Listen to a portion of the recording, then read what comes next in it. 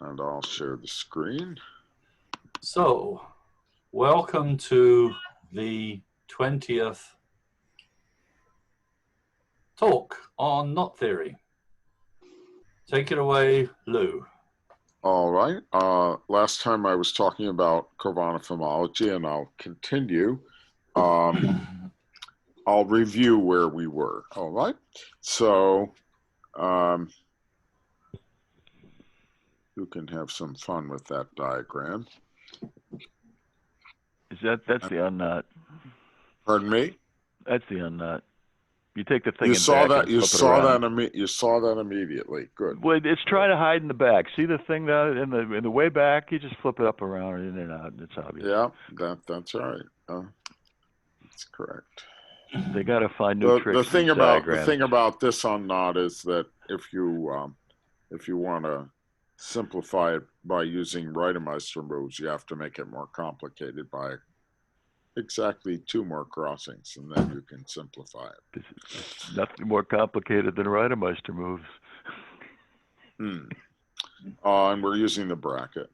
And we pointed out that you can use this version of the bracket with, as usual, 1 variable, but now the value of the loop is q plus q inverse.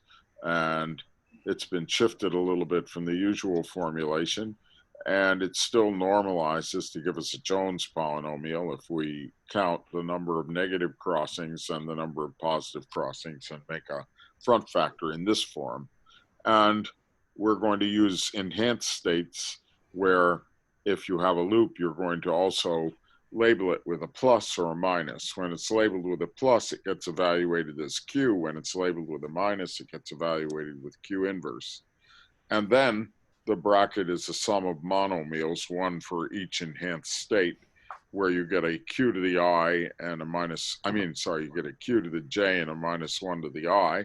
And of course, the j is counting whatever gets you the q's. And that means that every B-type smoothing will get you a -q, and every plus loop will get you a q. So you count those, and that's the j. And the I is the number of minus signs, which is the number of B smoothings. And we can write the bracket in that form and then think about the form of it.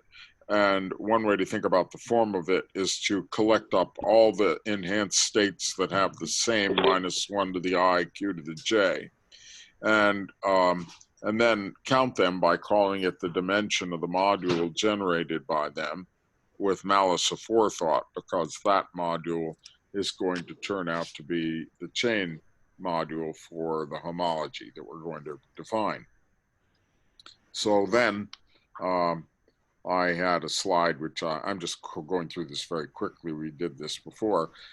Just you should note that the q plus q inverse to some power comes from the old states, because when you, for example, have 2 loops, then you look at the evaluation of that with all the different pluses and minuses, and it comes out exactly q plus q inverse squared.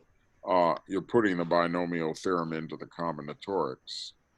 And then the complex that we're going to build is built by thinking of this category, which is obtained by taking the A state, the all A state, and then running an arrow to the next state, which would have 1 B, and to the next state, which should have 2 B's, and finally to 3 B's. And the abstract pattern of that is a cube, as you see, but that cube is decorated with the different states. These are the usual states. I'll say state or enhanced state, as the case may be. And the arrows that we draw indicate that there is exactly 1 change from an A to a B when you go along the arrow. That Can I say something, Lou? Certainly you can. There's a missing arrow at the bottom. Oh yes, thank you. And it probably was missing last week, but by the time it lands in the Dropbox, it won't be missing. Okay. Yeah, and And this graph this directed graph that we've drawn can be thought of as generating a category. It's useful to think that way. And that means that every composition of arrows is now also an arrow in the category, and there is an identity arrow on each object. And back here on the cube, the same thing. So this is called the cube category when you take the category associated with it, and you're looking at some functors here, depending on which way you care to think. For example, you can take the abstract cube category and apply the functor which takes it to the Khovanov category, which is the one with the diagrams in it. Or you can associate to each element in the cube or to each element in the Khovanov category a module. And that's, of course, what we're going to do. We're going to associate a module to each one of these. And the module is the module that is generated by the enhanced states that correspond to it, and some other information. But just at the first glance, since we didn't produce any more algebra, you can make a module that corresponds to the CIJs in the previous slide by assigning to this the module V, which is going to be generated by the enhanced states for one loop. And what is that? There are only two labels, so it's a module generated by two elements. And this one similarly V, this one V, that one V tensor V, because that's the rule I'm going to use. If I have a multiplicity of loops, I will associate to it the module that's the tensor product of the module for a single loop. And now we have a rule for associating a module to every state in this situation. And that depends on having the Khovanov category, because otherwise we wouldn't know how many V's to associate. You need the states for the knot in order to know whether a given point in the cube has a certain number of components. So we have a functor that we're interested in that takes this category, the Khovanov category, into a module category. And now I'm going to remind you that what we were really showing last time is that if it is the case that every one of these squares commutes, if this produces commutative diagrams at the outset, why then we can define a homology that's associated with this whenever we have modules in the images of these. Then the modules had better have some good structure in order to obtain a homology theory that's an invariant of the knot. But one further thing that's on this slide is I wrote A arrow B cubed because this is like A plus B cubed. A plus B cubed produces all the bits and pieces of the cube, right? In fact, these would be decompositions of a cube into little pieces, little cubelets. Here's a small cublet A by A by A, and here's a small cublet B by B by B, and here are some rectangular bits.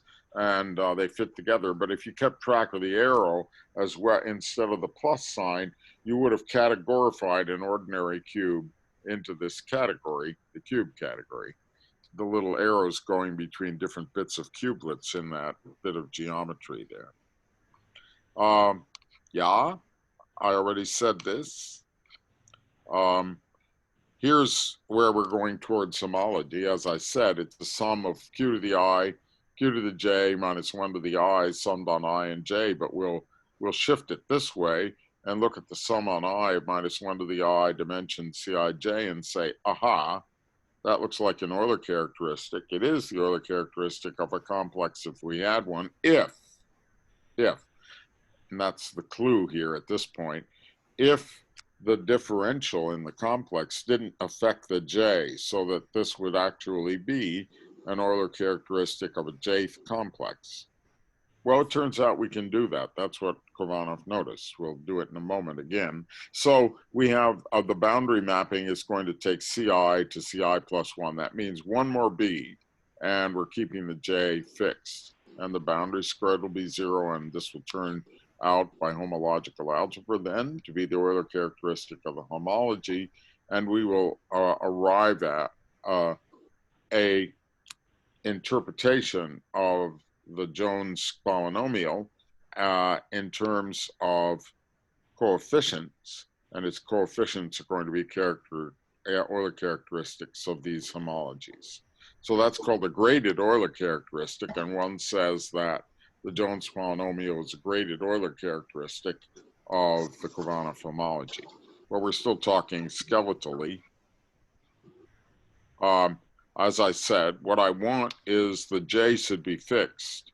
In order for the J to be fixed, since I goes up by 1, and the J is counting the I and the number of plus signs and the number of minus signs, what I need is the part which is only counting the plus and minus signs to go down by 1. So that's what I have to look for. And when I consider how to define a boundary mapping, the number of plus loops minus the number of minus loops should go down, and I call that lambda. So we'll see it. Here it is. We saw it last time. I'll do it again. If I have 2 pluses and I want it to go down to 1 plus, then that's what would happen if I had 2 loops with an A here and it became a B. So that should be the rule for the boundary, simplest rule you can think of. It isn't the only possible rule, but it's the simplest one you can think of. And plus to minus has lambda 0, goes down by 1, becomes minus. Minus and minus goes down by 2. Oh, I have no way to assign minus 2 to a loop, so I'll call it 0. I said simplest. Well, let's call x the minus, and then you'll notice that if this looks like multiplication, then 1, the plus, looks like the identity. So that says x squared equals 0. This says x times 1. This says 1 times 1. So we can describe this module at the level of multiplication as z of x modulo x squared. And it's easy to remember it that way. And that's the product. That's a product. And this module is going to need a coproduct because loops have to sometimes get smoothed into 2 loops. And here we have lambda minus 1. X has grading minus 1. You can remember that. And we'll use x and 1 from now on. The grading minus 1 goes to 2 x's with minus 2, and that's fine. So there you are. Delta of x is x tensor x. What about 1? Well, that's lambda equals 1. And I want to go down. So I need 0. And to get 0 out of 2 loops, I have 1 is 1 and the other is x in 2 possible ways. So we'll take both ways and get 1 tensor x plus x tensor 1. And that turns out to be the rule. And it works. And we went through that last time and did some exercises checking that it was compatible. That in fact, if you make modules this way, then back up in here, all of these squares commute. And then we're going to make homology by adding up the modules along a vertical line, so that the C1 is going to be the direct sum of this, this, and this. Remember, we were counting states with a constant J, and that's exactly what these are. We're adding up all the states that have a given J and a given I. And so we'll add along the vertical in that way and get the chain complex. Yes. So there we are. And then there is a little exercise, as I said, I might come back to this slide if I needed it, about the fact that this bracket changes things when you do moves. And that means that the way the homology works, since it depends on powers of Q and certain things, it will also shift around a little bit. Its indices will shift around if I use this unoriented formalism. If I go to an oriented formalism, I can make everything not shift, but I'll have to keep track of more indices. So I work in an unoriented formalism here. And then you can see that there will be a shift on Reidemeister 1 moves, and there will be a shift on the Reidemeister 2 move, but no shift on the 3 move by the fact that that's what happens at the polynomial level. Here's cubism again. And the reason I bring it back is because we want to know, having made the remark that we can make a homology in general this way, right? if I assign a module to this, this, and this, and everybody, and I add them up this way, and then I take and I take the sum of these mappings going in to so this takes me from the 0th one to the first one by taking a sum of these maps, and from the first one to the second by taking a sum of these, and so on. I get a chain complex. It is the case that if these commute, then everything works fine mod 2. But I want it to be over the integers, and the question is, what's the rule for that? So this is the simple rule to get over the integers from this. It is that you're going to be changing an A to a B when you do this. Now, bracket means that module that you're applying the map to, right? Whereas AA is just the formalism. So I want to know what happens under boundary to some module. And that module is labeled by some A's and some B's. So I'm looking directly at one of the local changes. Here's an A. I want to change it to a B. Well, the rule is look backward to the left and see how many A's there are to the left of you, and take -1 to the number of A's to the left of you. So for example, here, when I change this A to a B, nobody's to the left of me and it's plus. When I change this A to a B, there's no A to the left of me, so it's still plus. But this one, when I change this A to a B, there's an A to the left of me and it's minus. And this one, when I change this A to the B, there's nobody to the left of me and it's plus. And then you will find that all squares will anti-commute if they commuted before. So if you look at it in an example, you see what happens. I'm letting A bar be equal to B so you can see what changed. First, I change this one with it's a plus sign. Then I go to the next day, and the next day will be a minus sign because it has a 1 before it. The next day will be a plus sign, and the next day will be a minus sign. So you see, it's just like simplicial boundary, except that there are B's strewn in between, which you ignore because you do. And that way of defining boundary in the cubical category will give you a homology over the integers whenever you have a way of assigning modules that makes the diagrams commute. So any cube category could give rise to a homology if you had a functor from it to modules that was good in that way. And so you can think of a lot of homologies if you care to. You can do experiments with various algebra if you like. And you can do this. You can go to graphs, for example, that aren't knots and make up Khovanov type homologies for graphs to your heart's content and see if maybe one of them will prove the four color theorem for you or something. I wanted to recommend an exercise here, which I think is interesting. I said it out loud a moment ago, but I kind of like it, so I wrote it down. Suppose that I went back to 5th grade and I said, I'm going to square A plus B, but I'm going to replace the arrow or the plus by an arrow. I'm categorifying in elementary algebra.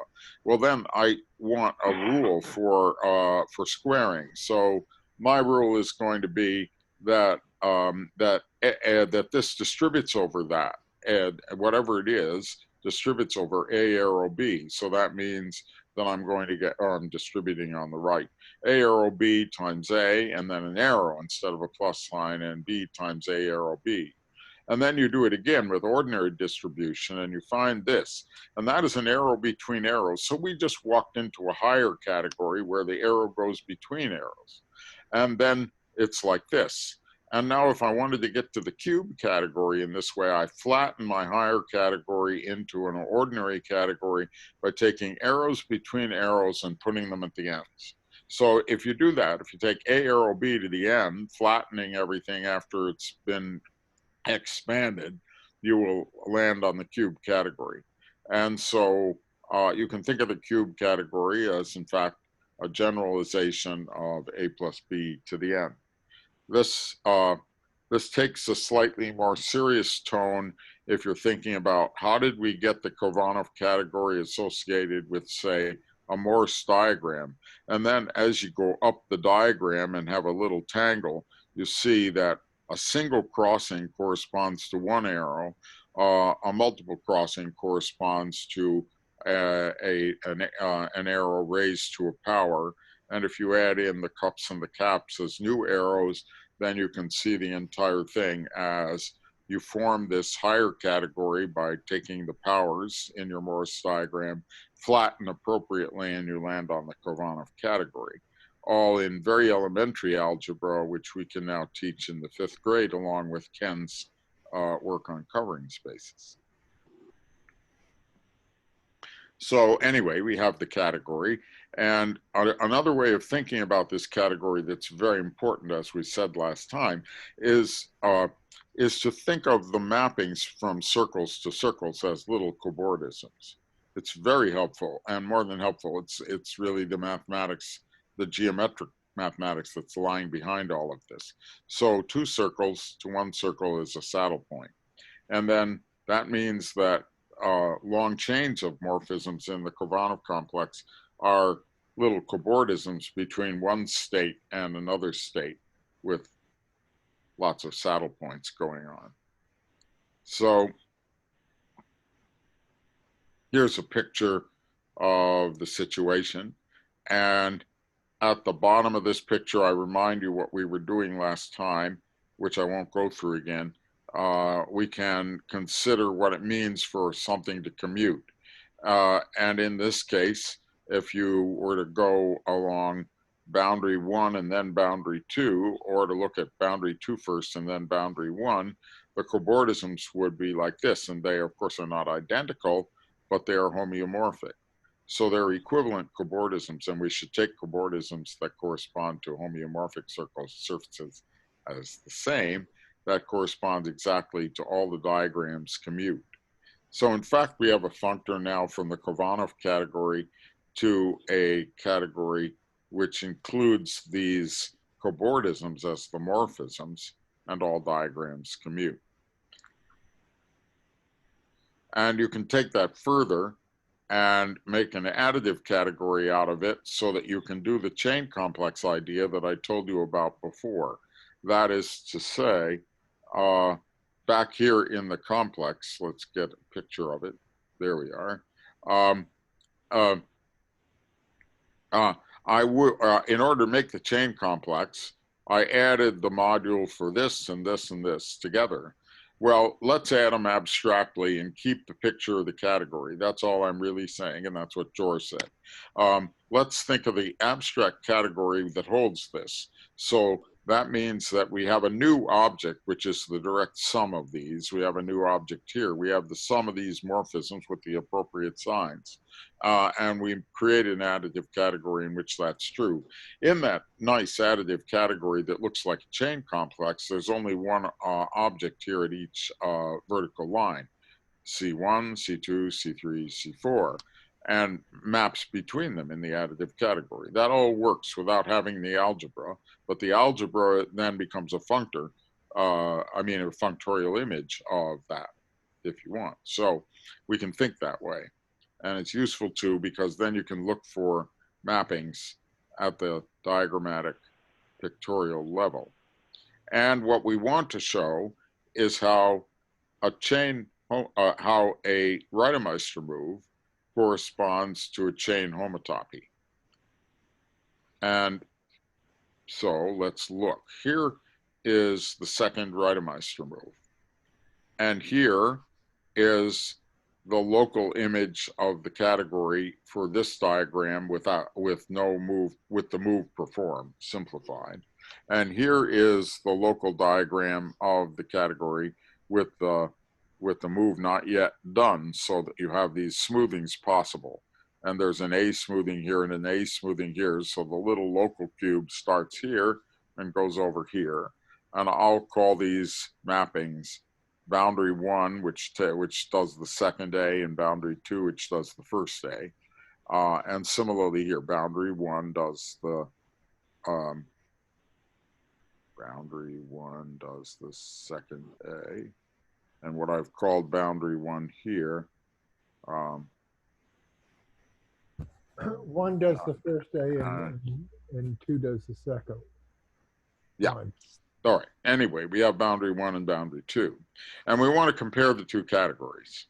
Now, if at the level of categories I was trying to compare them, I would be unable to make a first step because I want one object to go to two objects here, and I don't know how to do that. But if I'm in the canopoly, if I am in the collapsed category that allowed additivity, then it's fine. I can define a mapping to here, and I can define a mapping to here and take their sum.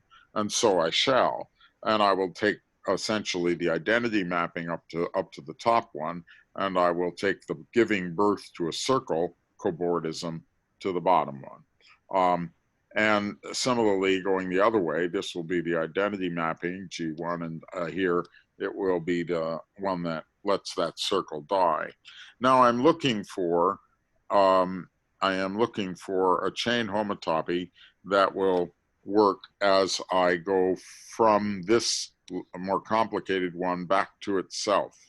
And then the homotopy has to be mappings which take things at a given grading to the next, quote, higher grading, which is the next lower grading, since we're going 0, 1, 2 as we go up. So the homotopy goes from the rightmost a little bit left, and here a little bit left. And the only part of the homotopy that I need to consider is the one along the lower line, as you will see if you introspect. But now let's look at how this looks diagrammatically, geometrically. So the F, what I call the F, is going to be getting rid of a circle, and what I call the G is, what I call the F is going to be giving birth to a circle, and the G gets rid of a circle. So the F gives birth to a circle, the G lets a circle go away, and the composition of these goes like this and has a little sphere in the middle. And you'll remember from last time that the sphere evaluates to 0. We could take that as an axiom if we were out at the canopoly level, but we did it algebraically and checked that it was 0. And then what if we now look at F composed with boundary? Then we would see that we did the F, and then the boundary causes a resmoothing, and so we have a picture like that. And if we did boundary and then we did F2, we would get a picture like that. And that's showing you that that the mapping F is a chain mapping. It should commute with boundary. So we're looking at F boundary versus boundary F. And I won't go through every single detail here, but these are the ones we're interested in. My H is going to go from this guy without a loop to this guy with a loop, and we're looking for the simplest thing to try. So we'll just H1 will cause a loop to disappear, and H2 will cause a loop to appear. And so we have boundary 1 is doing a resmoothing, which causes a tube to happen on the left. Boundary 2 does a resmoothing, which causes a tube to happen this way. And we have G1 and F1. And then if you were to put these together and see what it would mean to have the homotopy, which is going to be the composition G1, F1, plus the identity, hopefully equal to, and I'm not worrying about signs here, H1 and then boundary 1, or boundary 2 and H2. That would be the bits and pieces of the homotopy. And then you say, well, I want those to be equal in this additive version of the cobordisms of surfaces. And of course, in general, it's not true. But on the other hand, you could ask that it be true if you were imagining inventing Khovanov homology at the level of the canopoly. You could say, I'll add that as an axiom, but that's a rather specific axiom. And what Dror understood was that he can make it a general axiom by saying, there's a tube here. Each one of these has a single tube in it. One tube going this way, one tube going this way, one tube going from here down, one tube going from here up. And so there's a pattern of single tubes on 4 things, and you can make that into a axiom about 4 bits of surface are near one another, and we will do a tube from 1 to 2 plus 3 to 4 will be equal to a tube from 1 to 4 plus 3 to 2, and take that as an axiom that you'll factor in the cobordisms by that axiom. And if you factor the cobordisms by that axiom, then you have a chain homotopy for the second Reidemeister move that happens at the categorical level. And if it turned out, as it will, that our algebra also satisfies this, then we know that the algebra and the chain complex that we defined before will be invariant under the second Reidemeister move.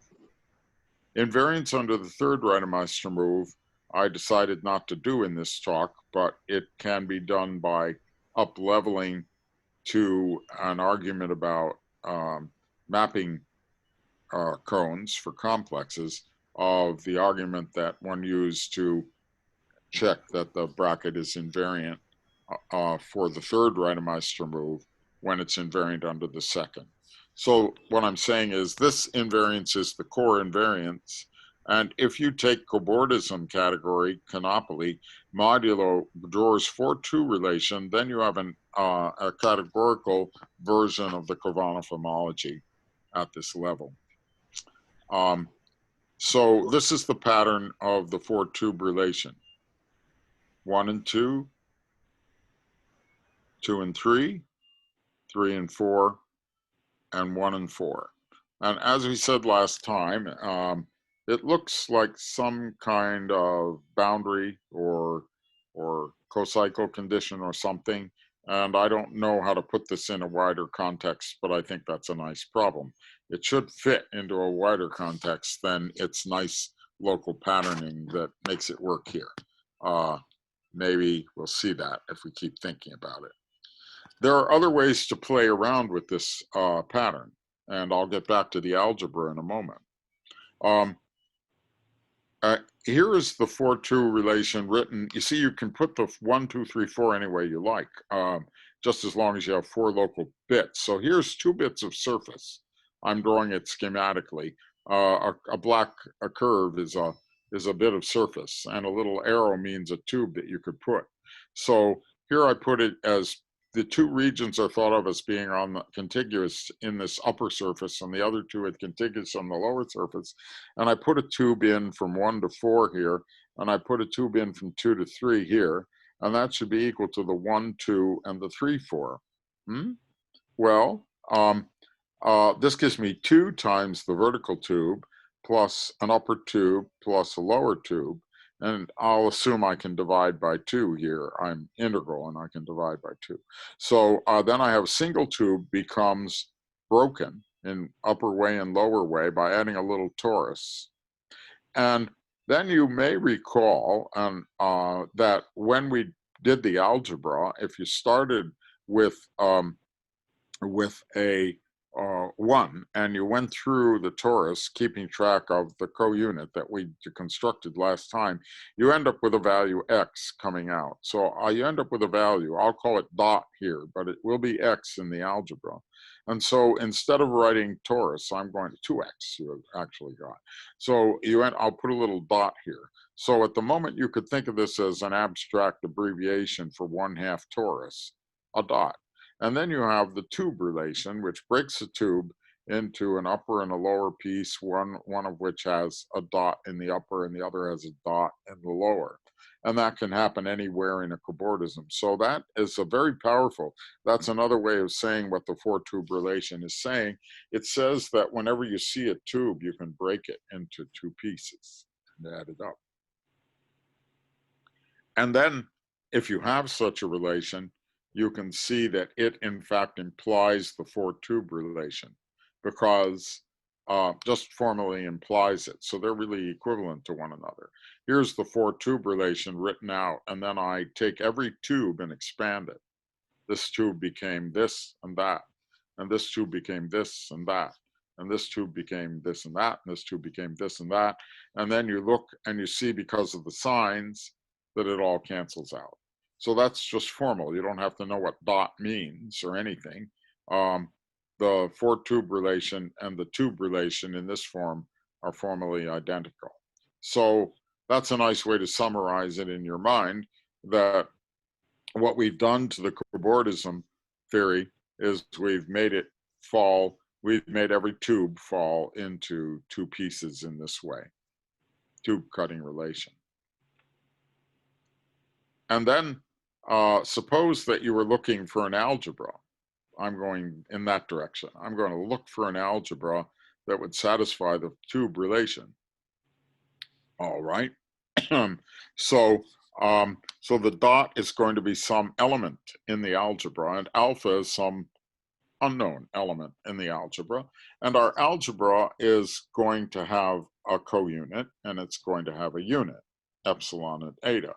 And then what does the tube relation say? Well, it says you put alpha in at the beginning, at the top. It comes out alpha at the bottom here. But here you have alpha, and then it gets multiplied by x, that's the dot, and then it gets the co-unit applied to it, epsilon of alpha x, and multiplied by 1, because this takes you back into the algebra when you go this way. That's a unit. So this epsilon of alpha x1 represents this little bit here with the death and rebirth. And if you do the death and rebirth on the other side, you get epsilon of alpha, and then you multiply it by x and come back into the algebra. So the algebraic identity that corresponds to the tube relation, and notice that the four-tube relation isn't an obvious algebra identity, so it's very fortunate that we translated the four-tube relation into a purely, simply expressed cutting tube relation, because that one is strictly algebraic. It says that alpha must be satisfying this formula, it splits that way. So now we can try out different algebra elements in that relation and find out what we get. Let's see. If I took x for alpha, then I would have epsilon of x squared 1 plus epsilon of x times x. And if I took 1 for alpha, I get 1 is equal to epsilon of x times 1 plus epsilon of 1 times x. And you want these to be satisfied. And that suggests that you should take epsilon of x equal to 1 and epsilon of x squared equal to 0 and epsilon of 1 equal to 0. Notice that will all work. Epsilon of x is equal to 1 because we want to get x. Epsilon of x squared is equal to 0 because we don't want that term. Then the first equation is good. With epsilon of x equal to 1, I get 1. And with epsilon of 1 equal to 0, that goes away. So there's a table for the epsilon for us that suggests itself. And then we could put in x squared for alpha and find out what should happen to alpha x squared itself. Just because epsilon of x squared is 0 doesn't mean that x squared is 0. We get epsilon of x cubed times 1 plus epsilon of x squared times x. Epsilon of x squared is 0, so we get epsilon of x cubed times 1. And x squared is some constant times 1.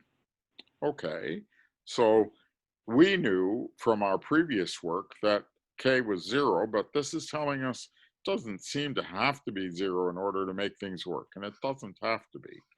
And then we can go after the coproduct by the same method. The coproduct goes like this, but we can break the tubes into pieces. So if you break the tubes into pieces this way, you get that the coproduct of 1 should be x tensor 1 plus 1 tensor x. And you get that the coproduct of x, by playing this game, which I'm now talking over a little bit, it should be some multiple of 1 tensor 1 plus x tensor x. And so in the end, by doing that analysis, of which you probably would want to look at it more slowly than I just did, you get the result, which you'll find in Dror's paper, I believe, that a general Frobenius algebra that will work to produce link homology will have z of x modulo x squared equals k rather than 0.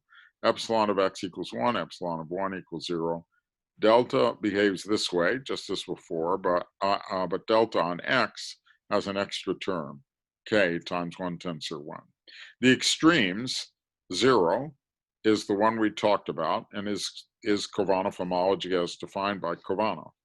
The other extreme, one, is the Lie algebra.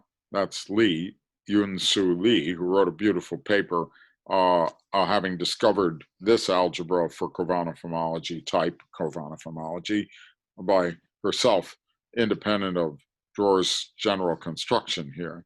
And that turns out to be very interesting to compare those two, which is what Rasmussen did to get what's called the Rasmussen invariant. So, so Dror's canopoly is a theory which includes both of these algebras, and that suggests that you should study it more widely, of course. I think in the interest of time, I want to skip a little here and not talk about Lie's algebra and the form of the Khovanov of the Rasmussen invariant at this stage. But here's an exercise. Lie's algebra can be rewritten in a very nice form. That's an exercise that's worth your while if you want to play with the algebra.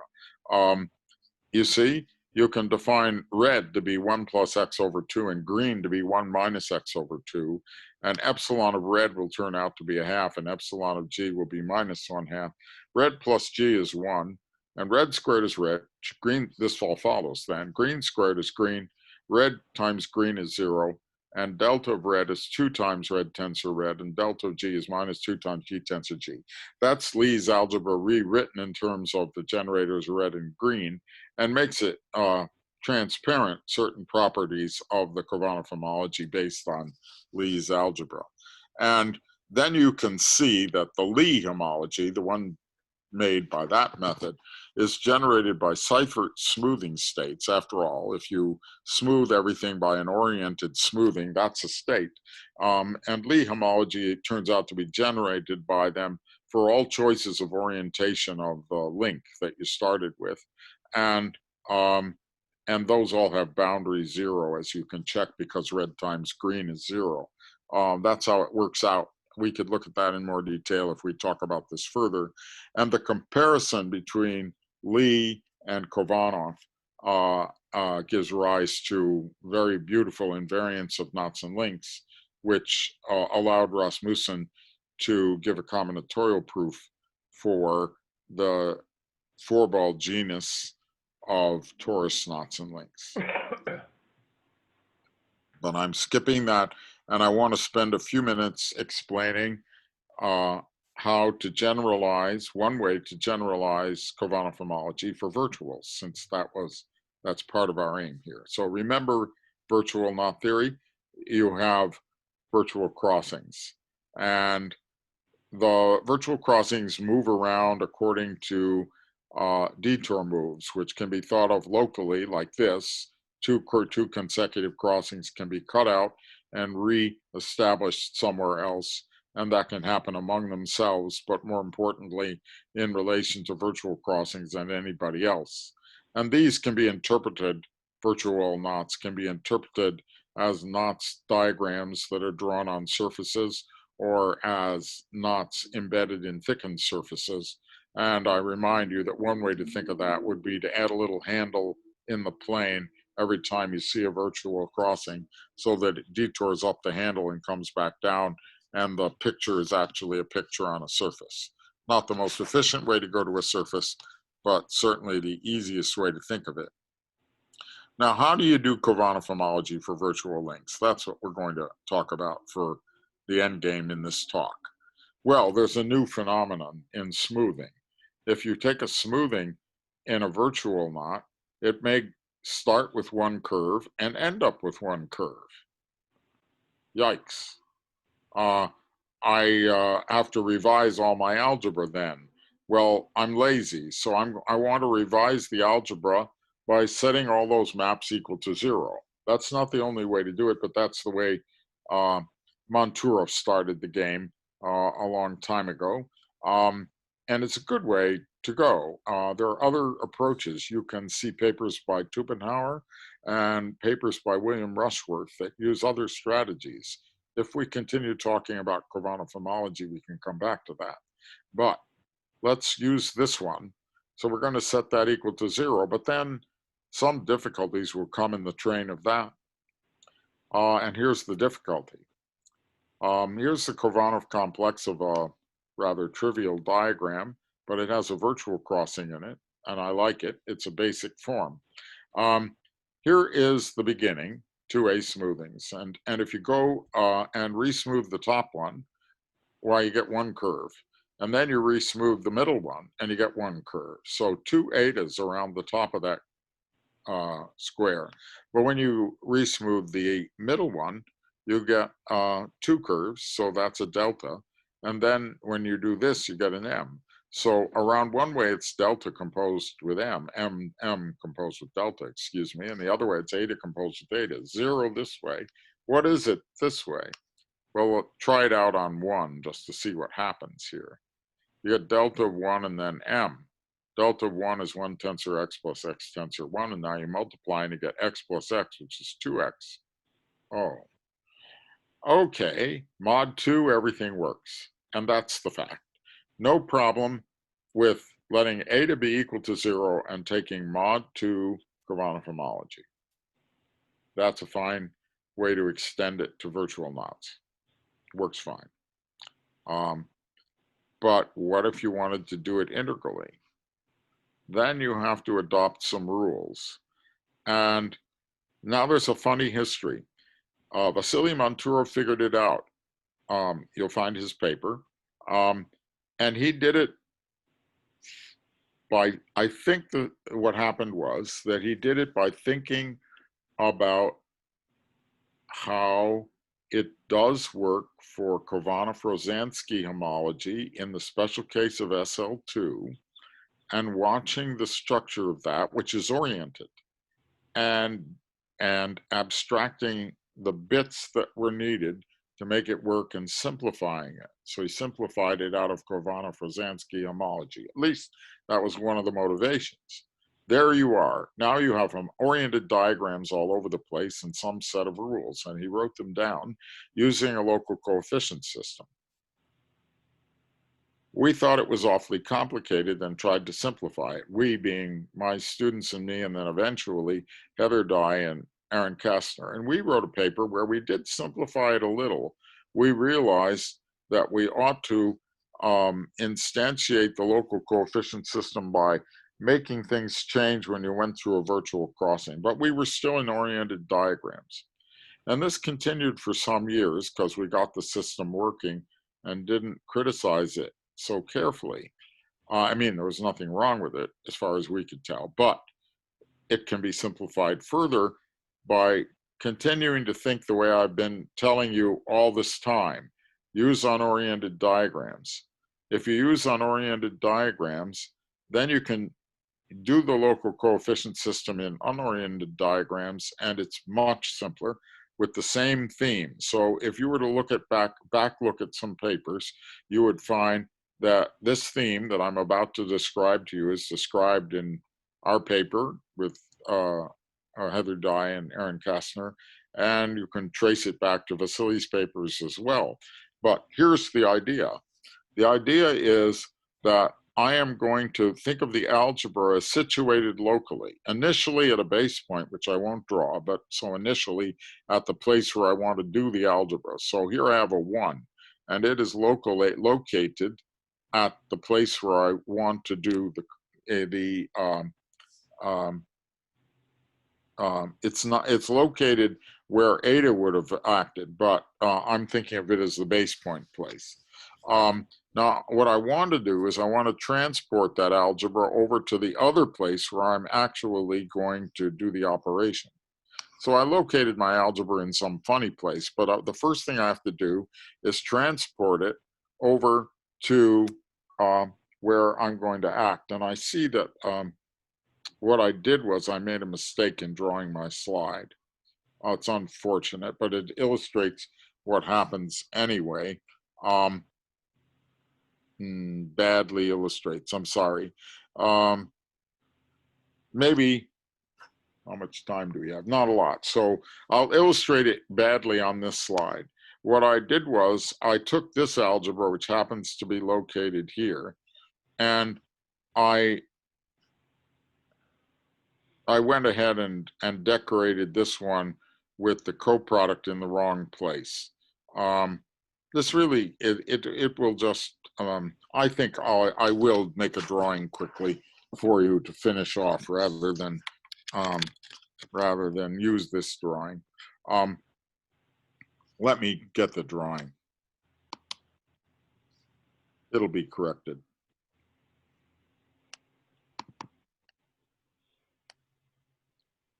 I'm gonna want,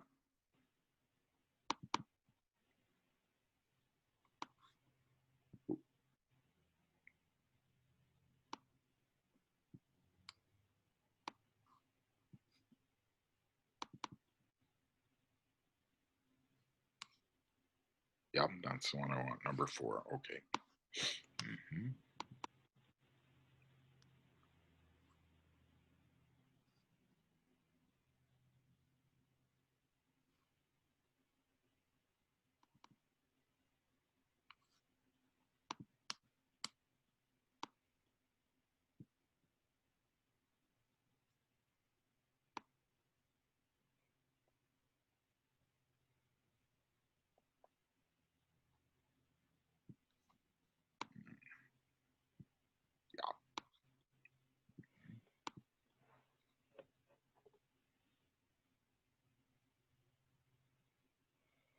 There it is. Okay.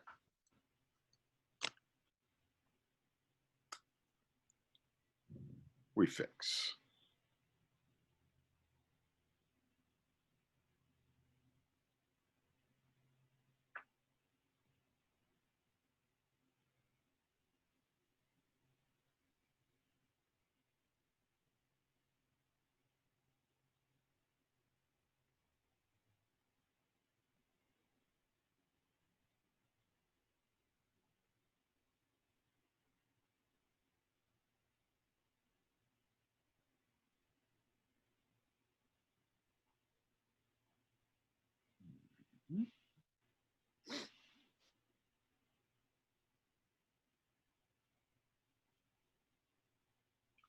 Okay, so I was doing a coproduct that started here, and let's just suppose that that's what I had done, and I had my algebra located here. So that would mean that we would have an x and a 1, or a 1 and an x on the 2 loops, 1 tensor x or x tensor 1, sitting here. And then I want to multiply. But multiplication happens in another place. And therefore, I have to transport the algebra over to the other place. This x just transports up this loop over to this place. It could go through a long journey, right? And this 1, which was the other part of the x tensor 1 and the 1 tensor x, would transport along the loop up to there. However, the other one transports all the way around through this path and ends up here.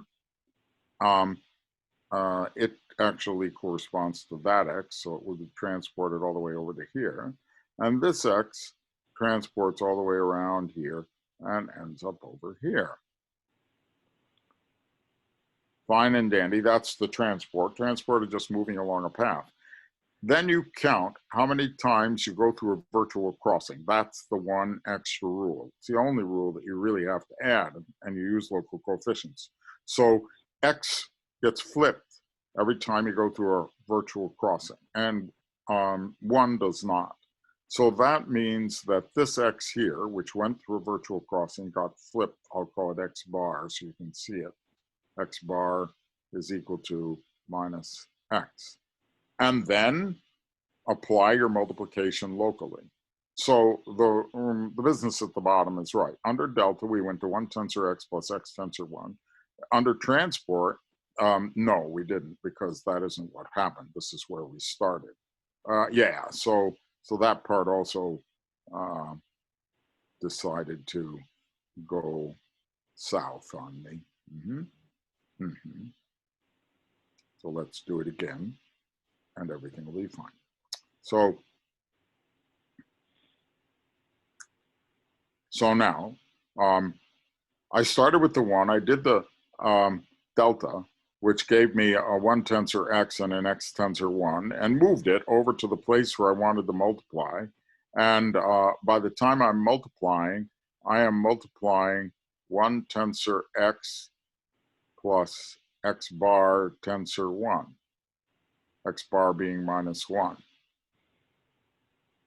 And that gives me x minus x, gives me 0, as desired. So that turns out to be what you need to do in order to make it work. And at the unoriented level, that is all you need to do. You institute that rule about going through virtual crossings, and you keep the boundary pattern, the one that we talked about earlier, that comes from the category originally, the cube category, the number of A's to the left of the A that you're smoothing to get the signs, and it works. So it isn't as complicated as it had looked to us before. And we're now in the process of, if I can get back to my slideshow, I'll make a remark.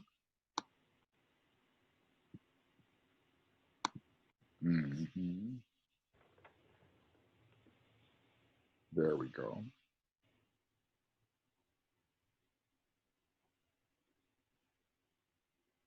Yeah. That we use local coefficients in this way and extend it. The definition is based on unoriented, and the evolution went in this way. As I said, I should mention that this unoriented version started happening when we started working on some problems that were too complicated to imagine the other definition, and had to try to simplify again. A.G. Ogassa and I were working on homotopy type and Steenrod square for virtual knots, or Khovanov homology, and so we really needed a simpler definition, and it came out as a result of that push. And then also in work with Scott Baldridge and Ben McCarty, for which there's a preprint, we're using it. And that paper is going to get extended to some programming and collaboration with Heather Dye and Aaron Kastner. So we're happy about having a simpler definition of this, and we hope that it will lead to some understanding of the properties of this integral Khovanov homology.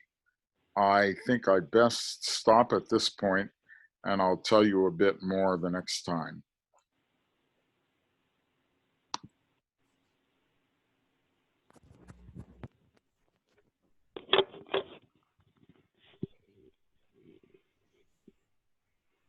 So in your discussion of the Frobenius algebra Z adjoint X mod X squared, you talked about the multiplication, you talked about, I guess, the unit and the co-unit. It seems, so if I look up the Wikipedia definition of a Frobenius algebra, I should have a pairing, and I know that all these concepts are all interrelated, but I'm wondering, maybe there's an exercise for all of us, or for me, to rewrite, to figure out what the non-degenerate pairing is in that particular Frobenius algebra. Just a moment. I'm going to get something to write on. Oh, you can't see it. Let me go back to sharing the screen. I wanted to answer your question with a diagram. That's all. Okay. Yeah. There's a diagram. I mean, there's a potential diagram. So you have the algebra, and you want to go to the ground ring. Right. And so you see what it ought to be. It ought to be epsilon composed with delta. I'm sorry, epsilon composed, boy, I really Getting myself confused there. What did I do? You multiply. Yeah, no, that's right. I said it correctly. Epsilon composed with delta. Oh, but you're going the wrong way. Oh yeah, I'm sorry. I'm getting absent-minded here. Let's start again. We want to go from A tensor A to the ground ring, right? Right. So I'm going to multiply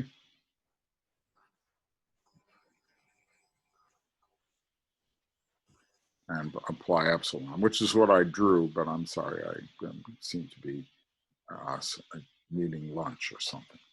So this is epsilon composed with M, and that's the pairing. Right, right. So that's the exercise, right? If you wanted to check that it really is a Frobenius algebra on the basis of having a pairing, you can do that.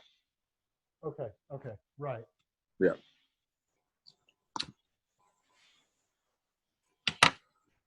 And we should mention the book by, oh, his name is slipping my mind. There's a nice little monograph on Frobenius algebras by, can you remind me?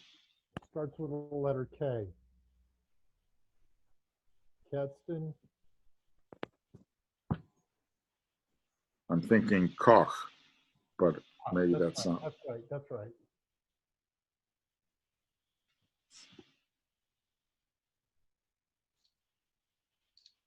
I'll put a reference to that in the slideshow. Koch, right. Thank you, Aaron. Other comments, questions? There's I mean, it's a curious fact about, say, the classifying space of a quandle or biquandle or whatever, is not just it's made up of cubes, which is, you know, like a children sort of building blocks. They're actual, each cube is the standard cube. I mean, it's sort of, I don't know what the word is, isomorphic to the standard cube in the sense that there's a, you know, there's an origin and then there's a far point, and so, and then and of course they have to meet together in the same sort of way. So it's not just a cubical complex. It's a kind of it's much stronger than that, and this is what you were building with the Khovanov space. Seems to be the same sort of thing, in that you had an origin point and a far point in your cubes. Certainly. So, and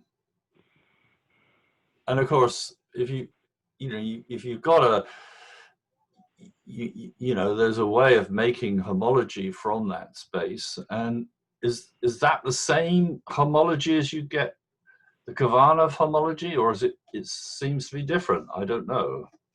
Wait, is what the same as what? Well, you take the classifying space of say a quandle, you know, well, a rack maybe, okay, and then you could take the boundary of each cube and well, your boundaries then are yeah, the elements are n tuples of quandle elements, and then when you take a boundary, you multiply everybody off to the left of something by a quandle element that you're removing, and it has that kind of simplicial kind of boundary form, right? Yeah. Which is based on that algebra, which isn't a Frobenius algebra and isn't coming directly from the knot diagram so much as from n tuples that way. Yeah. So there's a reminiscence. I mean, there's a resemblance here of forms, for sure. but you're computing something else. Yeah. What's in back, what is lying in back of these two in my mind is the cohomology of the nerve of a category, Mm-hmm.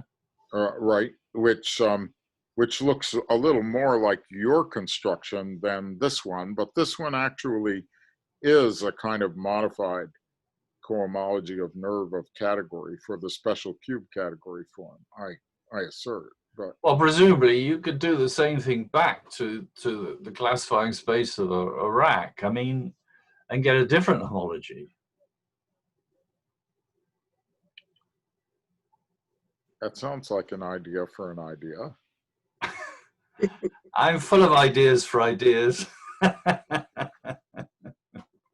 I mean, when you said the same thing, I'm not sure I knew what you meant. Anyway, I leave it in the air. But yeah, I agree that somehow there's something about doing rack homology on the one hand and doing this on the other hand that looks like they should talk to one another, and then it isn't obvious how they should talk to one another. Mm. Another aspect of this that's tantalizing, for which there are too many answers, is you say to yourself, well, what did I do? I took the R matrix for the bracket, which says it's A times one thing plus B times another, right? And I categorified it by putting an arrow in for the plus. So somehow I took that R matrix, that solution to the Yang-Baxter equation, and I made it into a little category, and then by multiplying things up, I get a big category associated to the knot diagram corresponding to this R matrix. It sounds like a story I ought to be able to generalize. I say R matrix because in the rack situation, that's what you really have at the crossing also, is a set theoretic R matrix. So you feel like, well, this bracket has got to be, categorifying the bracket has got to be the first case of doing more general things, and I'll just go ahead and take any old R matrix and try to do it. And then there are really very interesting, complex stories about how to do it for the R matrices that come from the classical Lie algebras, going by way of representation theory categorified. As you perhaps know, there's a lot of literature about that, Ben Webster and other people, and it's all getting a bit complicated for us simple-minded folk, and I don't know how to start it simply and let it become complicated. It seems to start complicated to begin with in those stories.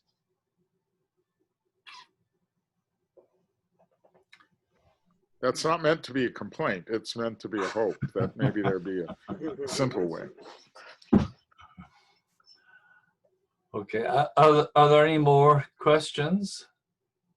In Lie homology, did you say that the boundary operator is always zero? Or yeah, you talked about Lie homology. Yeah. In Lie homology, what about the boundary operator? Is it always zero? The boundary of what? Boundary operator in the homology. I mean differential operator in Lie homology. Is it always zero? I didn't see it clear. No, I didn't say it was always zero. I said it's zero on the generators that work. Okay, so. But there's a very clear statement about the boundary in the Lie homology in one of Dror's papers. I forgot the title of it now. I'll put it in the Dropbox along with the slideshow. Anyway, we're not done talking about this, so we can come back and be more precise. Okay, thank you. Okay, I will end things now and thank Lou again, and on Friday, am I talking? It seems like it. I'm talking on Friday. Good. You'll What are you have- talking about? I'm going to talk about generalized Markov and Alexander theorems. Great. Yeah. Somebody's trying to phone me, but I can't be bothered to answer. Anyway, good night, everyone, or whatever, afternoon, and Thank you. we'll see you on Friday. Okay. See you then.